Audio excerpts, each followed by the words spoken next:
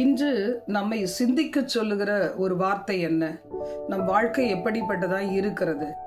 என் நாட்கள் அஞ்சற்காரர் ஓட்டத்திலும் தீவிரமாய் இருக்கிறது. அவைகள் நன்மையை காணாமல் பறந்து போகும். அவைகள் வேகமாய் ஓடுகிற கப்பல்களைப் போலவும் இரையின் மேல் பாய்கிற கழுகை போலவும் கடந்து போகிறது.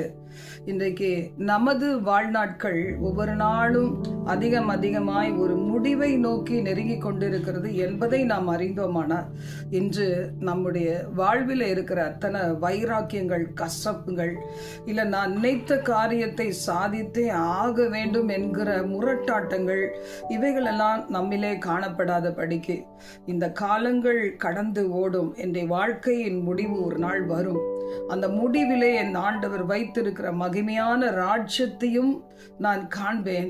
எனக்காக தேவன் இந்த பூமியிலே எவருமே கொடுக்க முடியாத அநேக வெகுமதிகளோடு, கிரீடங்களோடு என் ஆண்டவர் எனக்காக காத்திருக்கிறார் என்கிற நம்பிக்கையோடு நாம் வாழ முடியும். அதனால்தான் நம் நாட்களை அறியும் அறிவு நமக்கு தேவை.